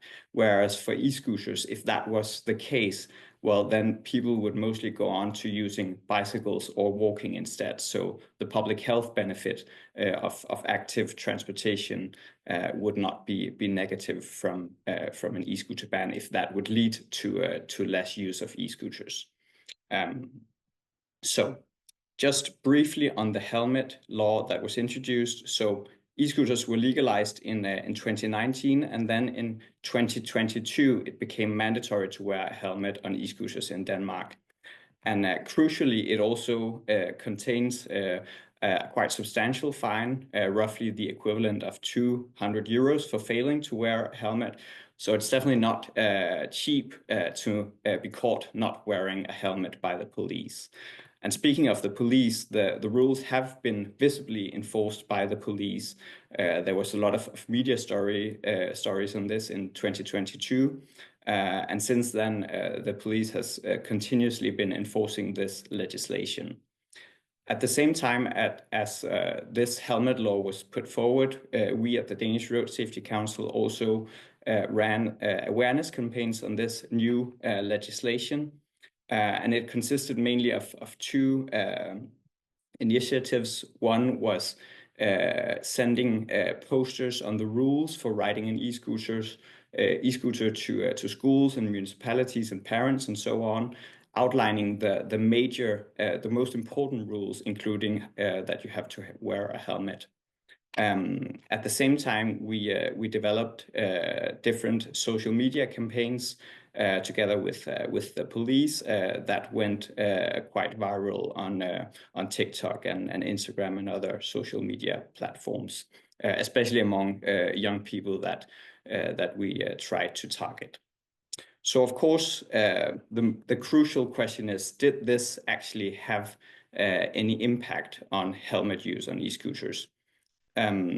We've had a national bicycle helmet study in Denmark running since 2004, and in 2020 we decided on also observing e-scooters in this study.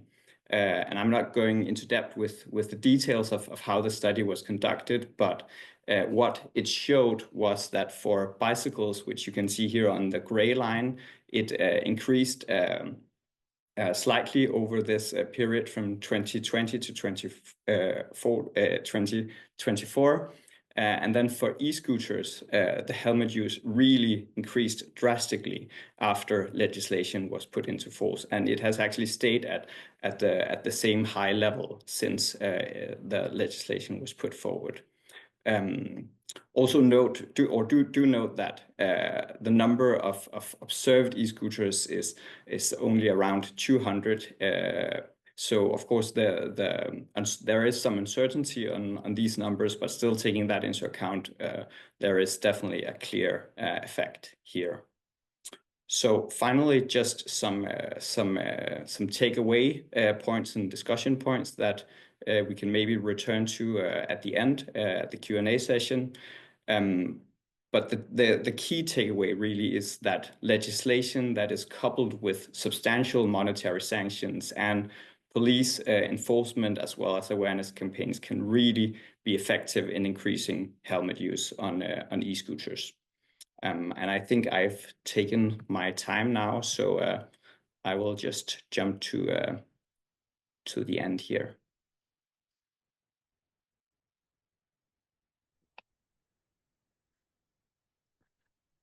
Thank you very much, Bjorn. Yes, helmets. I'm sure that will provoke some questions, but still not many coming into the box, only one or two. So don't forget, everybody, ask them now so we can also select them for that session we're going to do on the end of the meeting. So now we're going to hear from someone who really has been on the front line of road safety and e-scooters, I think it's fair to say. Henry Vasa is a doctor at Helsinki University Hospital and has been treating patients with e-scooter injuries and has also been analysing the data on injuries before and after the city put in place certain restrictions on e-scooter usage. So he's here to share some of his analysis with us today. And Henry successfully defended his PhD thesis last week. So many congratulations, Henry. Bravo from all of us. Thank you so much for joining us. Over to you. Yeah, thank you. And thank you for the invite to talk about injuries in Helsinki, Finland. So my background is that I'm the responsible researcher at Helsinki University conducting a follow-up study on the injuries on e-scooters. I'm an orthopedic surgery resident, currently working at Central Finland Hospital and also in Helsinki University. I have no disclosures regarding these e-scooter injuries. This presentation is based on our e-scooter injury data that has been collected since 2021. Unfortunately, it doesn't include pediatric injuries, but the good side is that it is based on a word search from a massive data pool consisting all hospital patient records. So it doesn't have these restrictions that Margaret, for example, mentioned in her presentation. Each case is manually analyzed and confirmed to be an e-scooter injury. So these are real injuries that we have treated. The situation in 2021 was that we saw a massive increase on the number of these e-scooter injuries. And especially at the night time, there was a massive number of intoxicated patients that were brought to ER having these injuries. And most of the patients came on Fridays or Saturdays during the weekend.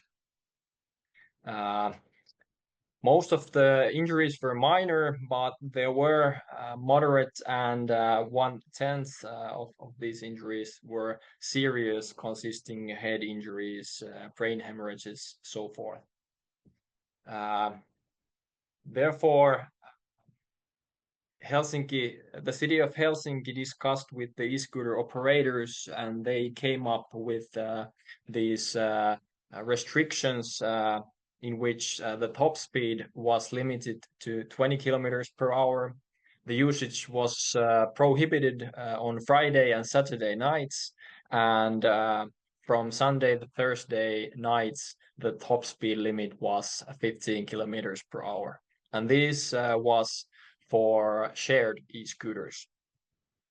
And what we saw based on our data was that the relative number of these injuries was reduced by half when we took out all private e-scooters. So per e-scooter trips, the number was 9 versus 19 per 100,000 trips. And here we can see a visual presentation of the different years that we compared against. Especially the injuries during the nighttime and evening were decreased drastically, as we can see here. We also wanted to measure the impact of the top speed decrease, so we excluded the nighttime, and we saw a significant decrease on the number of injuries as well. The average severity of an injury remained similar, but the proportion of intoxicated riders decreased significantly. Meanwhile, the third largest city of Finland, Tampere, they implemented only a nighttime top speed restriction of 15 kilometers per hour, no total prohibitions, and the top speed was still 25 kilometers per hour. And they did a similar study in the Tampere University Hospital, and they did not see a decrease on the relative number of injuries. Here are the numbers from the same time from our institution, and we can see quite a big often difference. Afterwards, the number of injuries has plateaued, so there have been 250 injuries to 300 injuries per year. These numbers consist only injuries from January to July, as that was the data that we had available at the moment. Our observations are that the number of injuries does not decrease significantly without any new restrictive measures.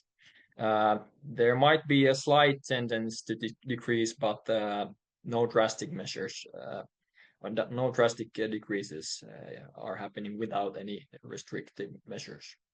We did a little calculations, and according to our numbers, we prevented an estimated of 800 accidents on a 3-year period. So these restrictions would seem effective. There are some insurance schemes and a new legislation going on in Finland. At the moment, these restrictions are not kind of mandatory for the e-scooter providers. It's something that is discussed and dealt with and also driving under the influence of alcohol is not prohibited in Finland. So there is new legislation coming, and we are eager to see the results of this new legislation. To summarize, what we saw is that the less speed is more health and money, and the nighttime restrictions are very likely to be effective, especially in countries like Finland, where there are heavy nighttime based drinking, especially on weekends. The number of injuries does not seem to decrease significantly without any new restrictive measures.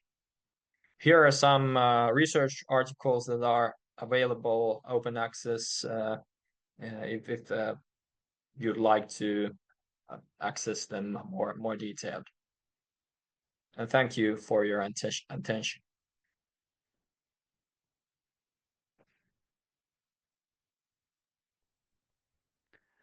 Well, thank you very much, Henry, for that really very impressive example, I think, of how data has been used to directly improve safety. Really inspiring stuff, and I hope other cities will be taking note. Now, I would like to introduce Erkki Henry Mierbach, who's a senior specialist in the mobility department at the Tallinn Transport Board. Now, at ETSC, we recommend a 20 kilometers an hour top speed limit for e-scooters, as Jenny mentioned earlier.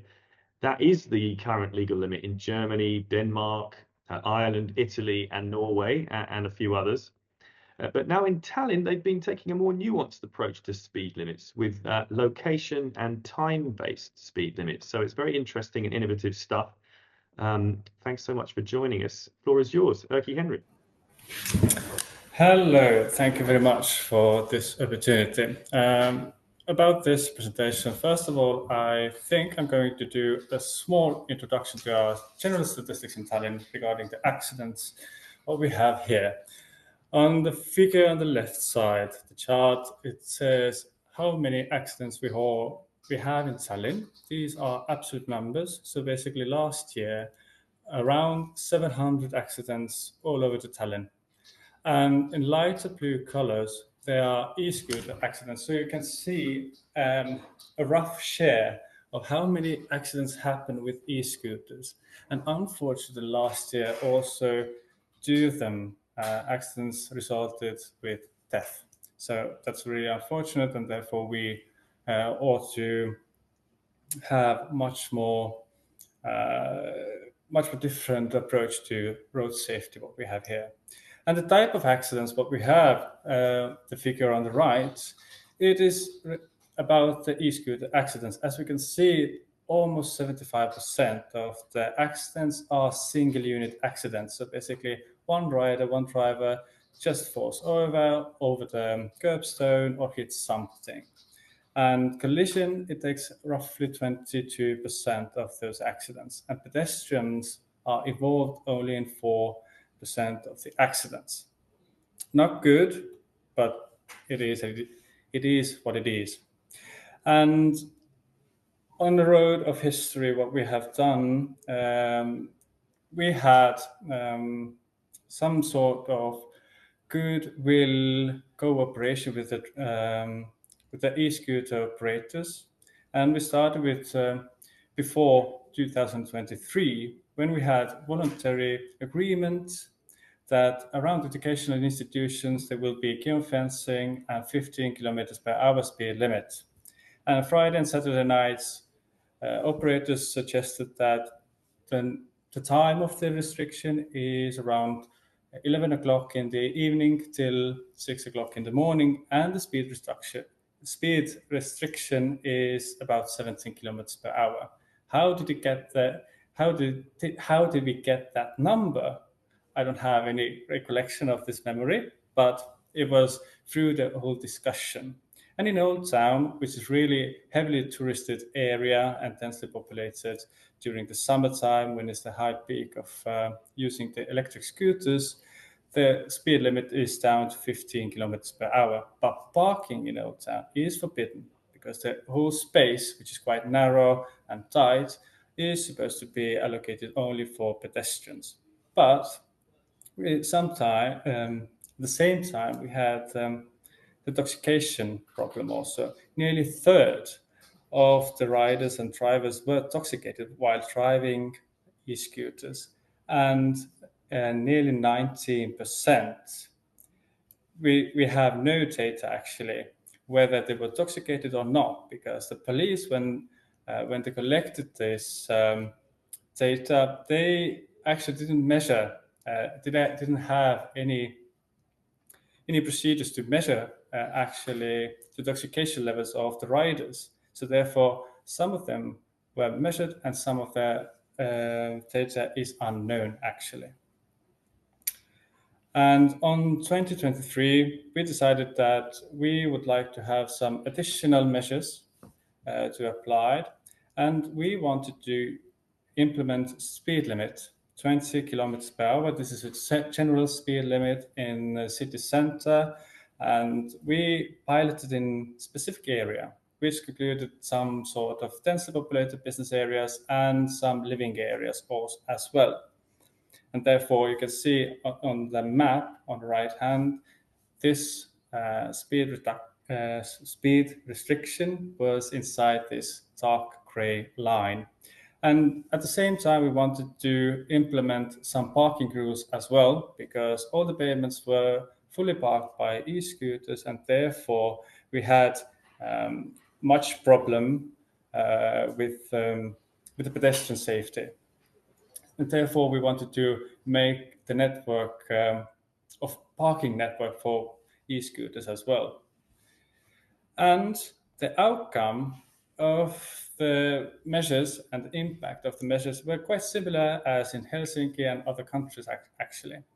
So the chart on the left side, this is about the data which was collected inside this general speed limit area. And these numbers are also absolute numbers. So therefore, we can see that when we implemented the rules in 2023, the number of accidents came down. It started to reduce. And only 9 of these accidents were actually for personal vehicle, personal e-scooters. All the other accidents were from these short-term rental e-scooters. So this was quite the problem. You can notice also the difference between the 2021 and 2022.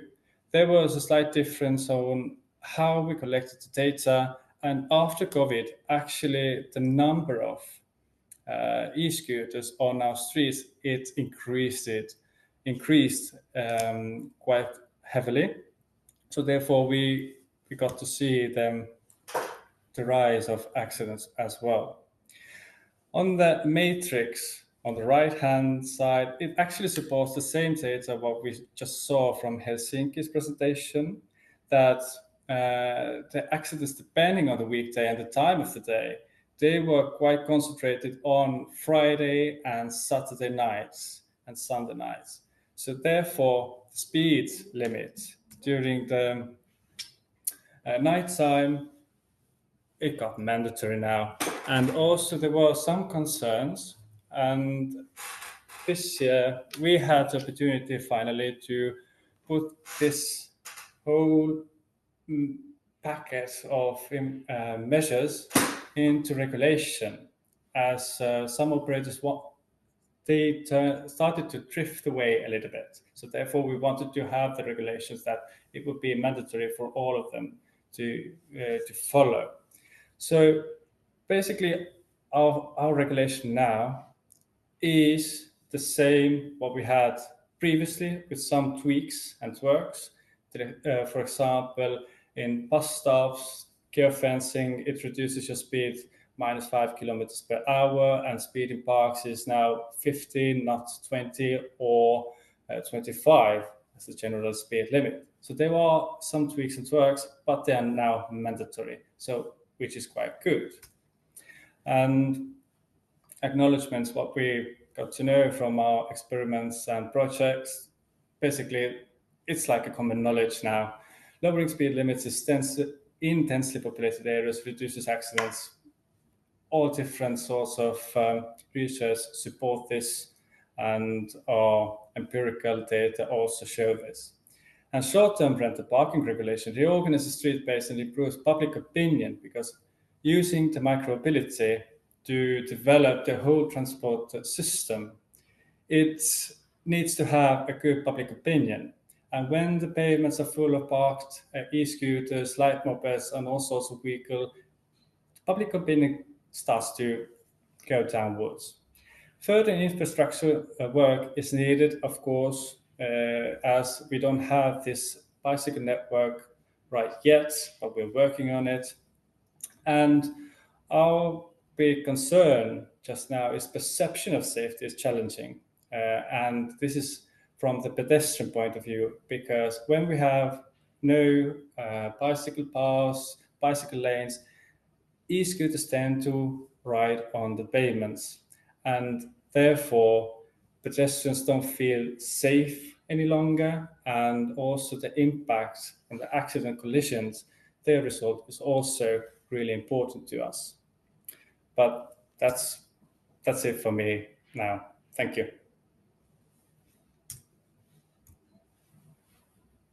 Well, thanks so much for that, Erkki Henry. I'm very curious to see whether other cities are going to copy this interesting approach from Tallinn. Very promising stuff, and I'm sure very useful for everybody in the audience today. So now, as promised, it's our time for our second Q&A session of the day before we wrap up at 12:30. So it's time to bring back Margaret, Bjorn, and Henry to join Erkki Henry and myself. So waiting for you guys to come back on screen. And time to look through some of these many questions that have come in. Thanks so much for all of you who sent in a question. We'll try and answer as many as we can. So first of all, to Denmark and to Bjorn. This is actually a question from me, I have to confess, pre-prepared. So Denmark, like Germany, has got a 20 km/h speed limit for e-scooters. Just wondering, how is that enforced in terms of the vehicles sold with that speed cap? And then how is that enforced on the road? Can you tell us something about that? Yeah, so regarding the selling of e-scooters, it is actually, unfortunately, allowed to sell e-scooters that can go at a maximum speed above 20 km. So the rule of 20 km/h maximum speed allowed on the vehicle is only on public roads. So I think that there's room for improvement in that aspect. Then as to how the police enforce it, well, they do have these machines that they also use for mopeds to control whether the e-scooter is driving at a faster speed than allowed. And of course, they can also use laser pistols to measure the speed of e-scooters. Yeah, and the sanctions for riding an e-scooter that can go faster than the speed limit is quite harsh as well. Mm. And I mean, are they handing out those sanctions? Is there any figures on the number of? I don't have the figures. No. Okay. Thanks for that. So a question from Manuela, and this is for Henry. Did you see a shift to other modes of transport due to these nighttime and weekend restrictions on e-scooter use?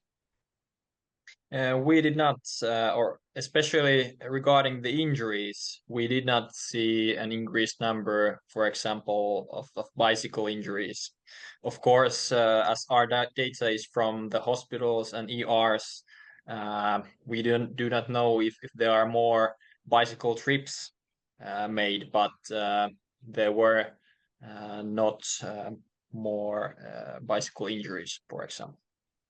Okay, interesting. Thank you. Then a question again for Bjorn, and it's from Kerry Woolsgrove, again from European Cyclist Federation, asking, did you see a drop-off in e-scooter users after introduction of the helmet law? Is there data on that? Yeah, a really good question, because I do think we should take a holistic view of this, but we couldn't see from the travel survey, we couldn't see any decline in e-scooter use over the years.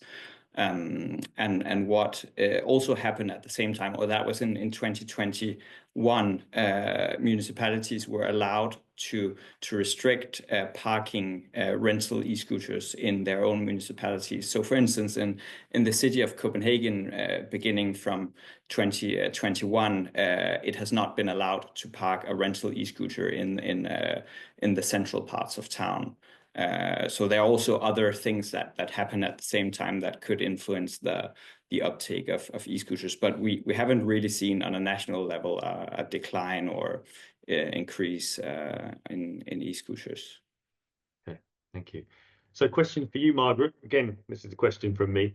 The obvious one, is the UK going to legalise e-scooters at any point? What's the current plan? We have not got a clear direction from the Secretary of State.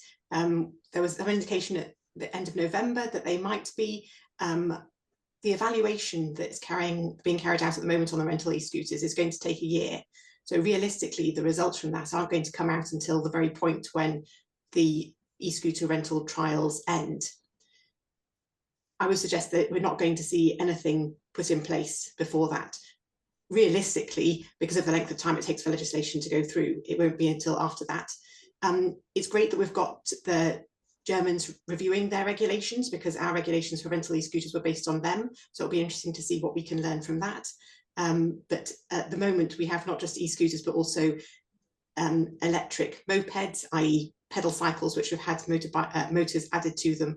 And so there's a whole range of illegal use that we need to tackle in micromobility, as much so that the legal forms can be promoted and sustainable transport can be increased safely.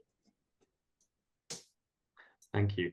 Now, Keith Irving has a question for the whole panel. And his question is, what would you suggest is the priority for training? For example, in terms of control of the e-scooter or hazard awareness or observation. Do any of you have any thoughts on training, mandatory or otherwise? Margaret, can you kick us off with something on that? Yes, in the UK for the rental trials, riders have to have got at least a provisional license. I would suggest that that is the absolute bare minimum, because the e-scooter is such a unique form of transport. So yes, requirements for some in-use training is going to improve safety. And Erkki Henry, what's the situation in Tallinn? Is there any training, voluntary or otherwise, happening, or is there anything coming up? We are doing, actually, in cooperation with the operators, freewheeling voluntary training sessions for the kids, for the teenagers, and for the adults as well. They are operated by the operators, and therefore just to get to know how this vehicle just acts on the street, different courses on the curbstones. So therefore, a really good initiative, I would say, but this should be, I think, mandatory actually in schools. There are some educational problems we have regarding the traffic safety and the traffic regulations in our schools, but if we let all the children in the schools, in high schools and in the middle schools who are actually allowed to drive with those e-scooters, have a mandatory training in the schools as well, I think this would improve our road safety as well.